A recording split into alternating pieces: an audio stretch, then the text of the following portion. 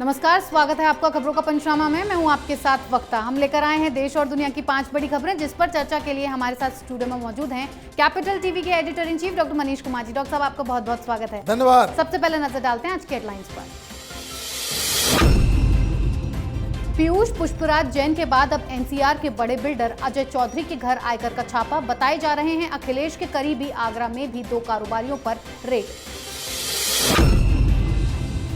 बरेली में कांग्रेस की मैराथन में भगदड़, हादसे में कई बच्चियां दबकर घायल। कांग्रेस नेता का बेतुका बयान, बोली जब वैष्णो देवी में भगदड़ मच सकती है तो यहां क्यों नहीं। दिल्ली और महाराष्ट्र में कोरोना से हालात बेकाबू, केजरीवाल भी हुए संक्रमित। दिल्ली में लगाया गया वीकेंड कर्फ्यू। चीन को भारतीय सेना ने दिया मुंहतोड़ जवाब, गलवान घाटी में सेना ने फहराया तिरंगा। पहले चीन ने की थी घिनौनी हरकत। सूर्य नमस्कार पर तेज हुआ विवाद, एआईएमपीएलबी ने जताया विरोध, कहा इस्लाम में इसकी अनुमति नहीं, कार्यक्रम से दूर रहें मुस्लिम छात्र छात्राएं।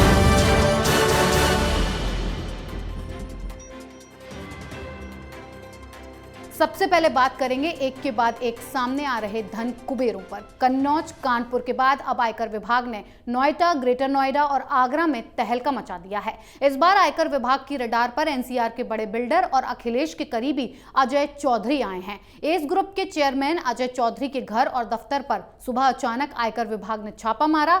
सूत्रों के मुताबिक ये जानकारी रकम और टैक्स की वजह से ये छापेमारी की गई है। वहीं आगरा में भी आयकर विभाग ने 2 बड़े कारोबारियों की नींद उड़ाकर रख दी है। यहां शू एक्सपोर्टर्स विजय आहूजा के घर और मानसी चंद्रा की जूता फैक्ट्री पर इनकम टैक्स का छापा पड़ा है। तीनों के घर से क्या कुछ बरामद हुआ है, इसकी जानकारी अभी तक सामने नहीं आई है। लेकिन डॉक्टर साहब, आयकर विभाग जिन कारोबारियों पर छापेमारी कर रहा है, उनका कनेक्शन क्या अखिलेश यादव से ही जुड़ा हुआ है? देखिए, जो एस ग्रुप के ऊपर कार्रवाई हुई है, इसके बारे में नोएडा में आम बात है कि ये अखिलेश यादव के ही बहुत ही करीबी हैं, उनके ही आदमी हैं।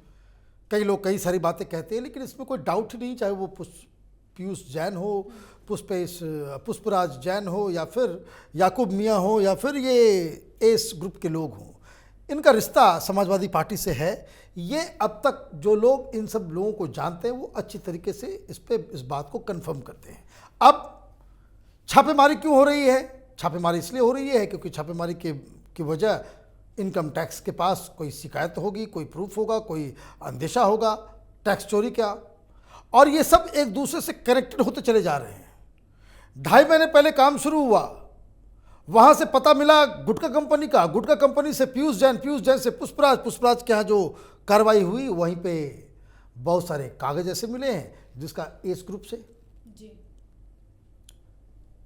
पुष्पराज जैन बड़े करीबी हैं अखिलेश यादव के भी, और अखिलेश यादव के बड़े करीबी ये चौधरी साहब भी।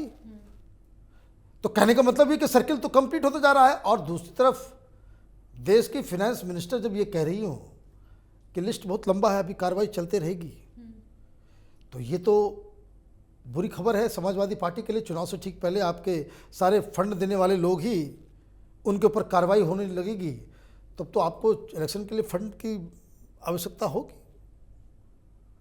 और हिंदुस्तान में चुनाव कैश पे होता है। ये जो कानून बने हुए हैं इधर उधर, उसका कोई माने मतलब नहीं है। तो चुनाव से पहले एक झटका इसको कह सकते हैं समाजवादी पार्टी को थॉरली लग रहा है। शुरुआत में जब छापेमारी हुई थी, तब तो एक ब्रेव फ्रंट लेकर के समाजवादी पार्टी आई थी, एक लड़ते हुए कि सेंट्रल एजेंसियों का इस्तेमाल जो है विपक्षी के ऊपर किया जा रहा है, कोई पॉलिटिकल वेंडेटा है। लेकिन पुष्पराज जैन के पास से मिले दस्तावेज और जिस तरीके से जो कार्रवाई हो रही है, समाजवादी पार्टी भी शिथिल हो गई है। विपक्ष ने भी अब इस मसले को उठाना बंद कर दिया है, बाकी के पॉलिटिकल पार्टीज, वो इसलिए क्योंकि जो तस्वीरें आ रही हैं नोटों की, वो किसी भी पॉलिटिकल पार्टी की सेहत के लिए खराब है। जी डॉक्टर साहब, अगली खबर कांग्रेस की करतूत पर। बरेली में आज कांग्रेस के एक कार्यक्रम से बड़े हादसे की चौंकाने वाली तस्वीरें सामने आई हैं। दरअसल यहां कोरोना गाइडलाइंस को दरकिनार कर कांग्रेस ने लड़की हूं लड़ सकती हूं कार्यक्रम के तहत मैराथन का आयोजन किया, जिसमें बड़ी संख्या में स्कूल कॉलेजेस की लड़कियां शामिल हुई। लेकिन अचानक कांग्रेस की मैराथन में भगदड़ मच गई और कई बच्चियां भीड़ में दबकर घायल हो गईं। मैराथन में भीड़ ज्यादा होने से आयोजक व्यवस्थाओं को संभाल नहीं सके और ये हादसा हो गया। इस हादसे पर कांग्रेस नेता सुप्रिया एरन का घिनौना बयान सामने आया है। उन्होंने कहा कि जब वैष्णो देवी में भगदड़ मच सकती है तो ये तो बच्चियों की भीड़ थी, ऐसे हादसे हो जाते हैं। वहीं बीजेपी ने प्रियंका गांधी के खिलाफ आपराधिक मामला दर्ज करने की मांग की है। डॉक्टर साहब, क्या ऐसे ही कांग्रेस लड़कियों को लड़ने के लिए मजबूत करेगी? देखिए, तो बच्चियों का इस्तेमाल हो रहा है। स्कूल की लड़कियां 10 साल 12 साल की बच्चियां, उसको आप अपने पॉलिटिकल गिमिक के लिए इस्तेमाल करेंगे, ये अशोभनीय है, पहली बात। दूसरी बात, कोरोना बिल्कुल तीसरी लहर जो है उस सबके मुहाने पे आ चुका है। ऐसे में आप बिना मास्क के, आप देखिए वो तस्वीरें किस हिसाब से वो इस्तेमाल किया गया। और जब सब कुछ हो जाता है, वो तो देखिए, तो देवी दुर्गा की कृपा रही कि किसी कोई हताहत, कोई बुरी खबर नहीं आई। लेकिन जिस हिसाब से स्टैम्पीड हुआ, ऐसे ही स्टैम्पीड में लोगों की जानें जाती हैं। कहीं कुछ बुरा हो गया होता तो आज पूरा देश मातम मना रहा होता। ये क्या तरीका है? अब ये कोई पहली बार नहीं हो रहा, हर जगह जहां भी इन्होंने किया वहां कुछ न कुछ बवाल हो रहा है जी। और आप एक ट्वीट भी नहीं कर सकते। और जो ऑर्गेनाइजर है, जो वहां की पूर्व मेयर है, उसका बयान, वो करीब है कि वैष्णो देवी में हो गया, यहां हो गया, कौन सी बड़ी बात हो गई जी। और हंसते खिलखिलाते हुए वो बयान दे रही है, इससे लग रहा है कि कुछ हुआ ही नहीं। पहली बात ये, इसमें दोष जिला प्रशासन का है जी। इस तरह की रैलियां जब भी जहां ऑर्गेनाइज होती है तो उसके लिए परमिशन लिया जाता है। परमिशन आपने क्यों नहीं दिया? आपको मना करना चाहिए था। कोरोना प्रोटोकॉल के लिए वैसे भी आप लगाओगे कर्फ्यू, नाइट कर्फ्यू, तो 10 से 11 बजे तक कर्फ्यू, तो कहीं दिल्ली में आप देखिए किस तरह से हो गया, ऑड इवन चालू। और आप एक दूसरी तरफ जो है आप इस तरह की रैलियां कर रहे हो। और पूछा जा रहा है ऑर्गेनाइजर से, भाई क्यों किया? तो भाई बोले, भाई सारे लोग कर रहे हैं, हम क्यों नहीं करेंगे? बात सही है। अगर प्रधानमंत्री रैली कर सकते हैं, चीफ मिनिस्टर रैली कर सकते हैं, तो प्रियंका वाड्रा भी कर सकती है, क्यों नहीं करेगी? लेकिन जो अव्यवस्था हुई है उसके लिए कोई तो जिम्मेदार होगा। या फिर वी शुड वेट कि 4-5 लोगों की मौत हो, फिर हम सोचेंगे, कार्रवाई करेंगे।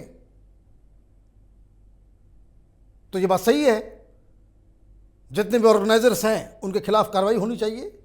जिन लोगों ने इसकी परमिशन दी उसके खिलाफ भी कार्रवाई इक्वली होनी चाहिए। जी डॉक्टर साहब, अगली खबर कोरोना से बेहाल होते हालातों पर। देश में कोरोना ने कोहराम मचाकर रख दिया है। राज्यों में तेजी से मामले सामने आ रहे हैं। सबसे ज्यादा बुरा हाल दिल्ली और महाराष्ट्र का ही है। दिल्ली के सीएम केजरीवाल खुद कोरोना संक्रमित हो चुके हैं। जब हालात ज्यादा बिगड़े हैं तो केजरीवाल ने दिल्ली में वीकेंड कर्फ्यू लगाया है। तमाम तरह की पाबंदियां लगाई जाने लगी हैं। जो चीज पहले करनी चाहिए थी वो चीज केजरीवाल हालात बिगड़ने के बाद कर रहे हैं। वहीं दिल्ली में एक दिन में 5500 से ज्यादा, तो महाराष्ट्र 12,000 से ज्यादा केस सामने आए हैं। पिछले 24 घंटे में देश में 37,379 लोग संक्रमित हुए हैं। डॉक्टर साहब, जब बात हाथ से निकल गई है तब केजरीवाल पाबंदियां लगा रहे हैं। अब तो देश पर तीसरी लहर का खतरा मंडराने लगा है। देखिए, मैं तो कहता हूं ये नेटवर्क लाल है हिंदुस्तान की राजनीति का। सवेरे सवेरे में जगह तो मैं देख करके आश्चर्यचकित, एक तो ऐड चल रहा था कि कोरोना से कैसे बचना है, और नीचे ब्रेकिंग न्यूज आ रहा था, कोरोना से संक्रमित हुए केजरीवाल। क्या हिपोक्रेसी है इस देश में। जो आदमी खुद की चिंता नहीं कर सकता वो दूसरी की चिंता क्या करेगा।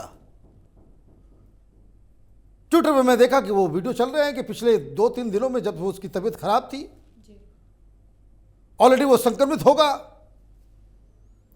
मास्क नहीं है, एयरपोर्ट से गुजर रहा है, पार्टी में जा रहा है, लोगों से मिलजुल रहा है और खांस भी रहा है,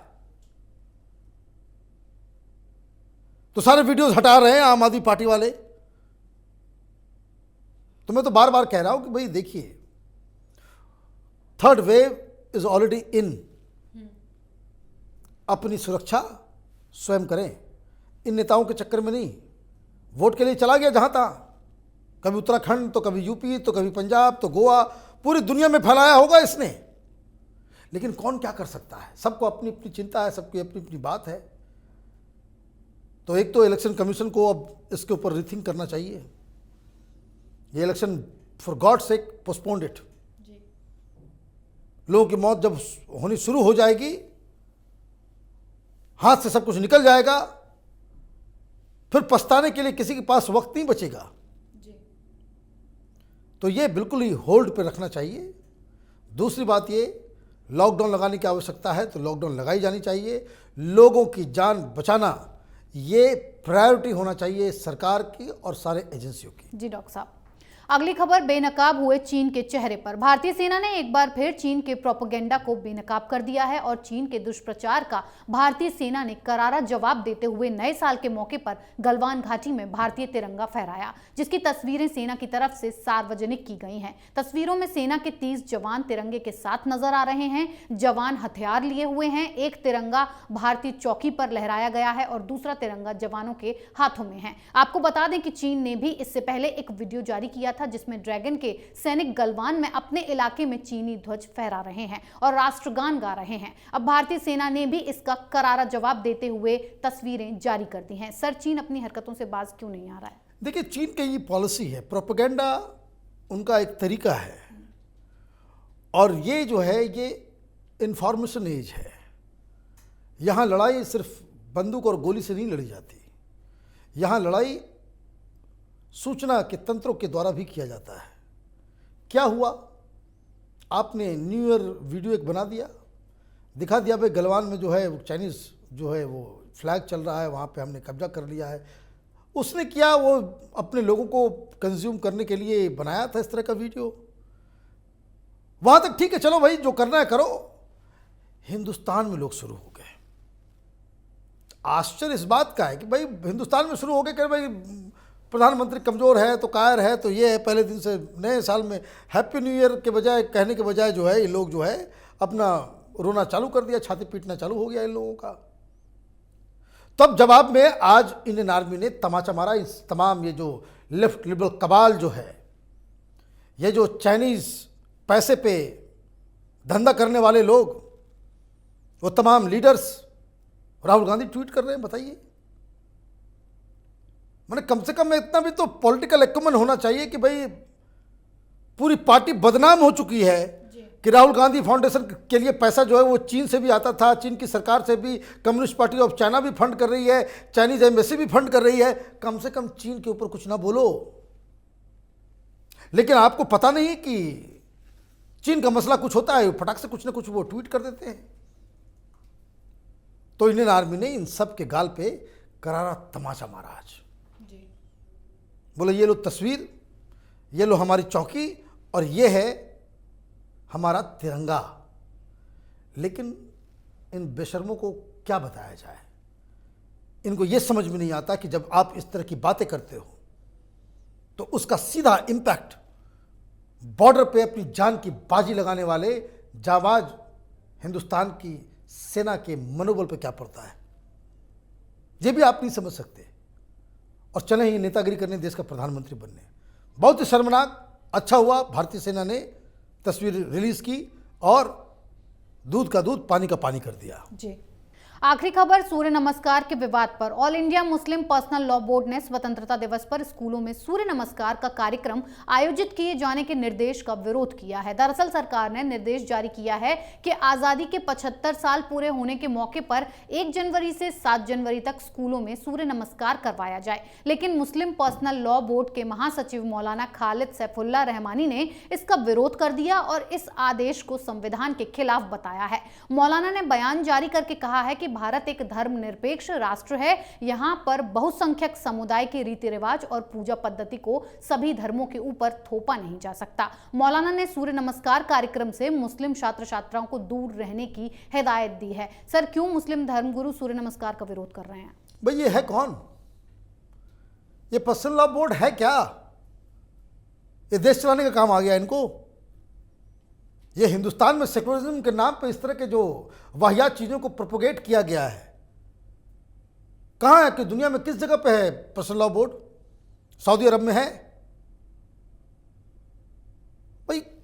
खामखा लोगों ने माथा चढ़ा रखा है। सूर्य नमस्कार इनको धार्मिक रीति रिवाज नजर आ रहा है। सऊदी अरब से ज़्यादा बड़े मुसलमान हो गई है, यूएई से ज़्यादा बड़े मुसलमान हो गई है, कतर से ज़्यादा बड़े मुसलमान हो गई है। इंटरनेशनल योगा डे पे हर जगह योगा चलता है वहाँ पे। और इतनी अकल नहीं है इन लोगों को तो गूगल करके जाकर के तस्वीरें देख ले, न्यूज़ आइटम पढ़ ले। कुछ लोगों ने सोच लिया है कि इस देश को जो है बाकायदा हिंदू मुसलमान में बांटना जरूरी है। पिछली बार योगा डे के ऊपर पाकिस्तान से वीडियो एक वायरल हुआ था, वहां योगा टीचर्स बन रहे हैं और ये उठ कर चले आए। ये मुस्लिम पर्सनल लॉ बोर्ड है क्या? What is it's constitutional sanctity? इनके कहने पे कानून देश में बनेंगे या सरकार जो है ये करेगी? तो जिस जमाने में होता था कांग्रेसियों के जमाने में, जिस समाजवादियों के जमाने में आप थोप सकते हो कि आपने जैसे विरोध किया तो सब पैंट गीले हो जाते थे ये सेकुलर पार्टियों के। क्यों माय गॉड, मौलवी मौलाना विरोध कर रहे हैं, इस फैसले को वापस लो। अभी कोई सुनने वाला नहीं है। इनको जितना बकवास करना है उनको करने देना चाहिए और सरकार को इंश्योर करना चाहिए कि सूर्य नमस्कार जब इस्लामिक कंट्रीज में चल सकता है तो हिंदुस्तान में भी हो सकता है। जिसको करने का मन है वो करे, जिसको नहीं करने का मन है घर में जाकर के सोएं। खत्म कहानी। हर चीज में विरोध करने का इन लोगों को आदत हो गया है and this is a very bad trend. और सबसे ज्यादा यही लोग झाल बजाएंगे, भाई गंगा जमनी तहजीब जो है हम मानने वाले लोग हैं। मैंने गंगा जमना तहजीब जो है सिर्फ हिंदुओं की ठेकेदारी है, बाकी लोग ना करें। मंदिर में अजान हो तो बोले बहुत अच्छा गंगा जमनी तहजीब है। अब बोलो भाई दुर्गा पूजा मूर्ति बिठा दे मस्जिद के अंदर, वहां कीर्तन हो तो नहीं वो नहीं होगा। तो हिपोक्रेट्स हैं ये सब, और इस तरह के लोगों को समर्थन करने वाले भी हिपोक्रेट्स हैं। इन लोगों को एक्सपोज करना बहुत जरूरी है। जी डॉक्टर साहब, बहुत बहुत धन्यवाद इतनी जानकारी के लिए। धन्यवाद। खबरों का पंचनामा में आज के लिए इतना ही। देश विदेश की बाकी खबरों और उनके सटीक एनालिसिस के लिए देखते रहिए कैपिटल टीवी में। लाइक कीजिए, शेयर कीजिए और कैपिटल टीवी को सब्सक्राइब कीजिए। नमस्कार।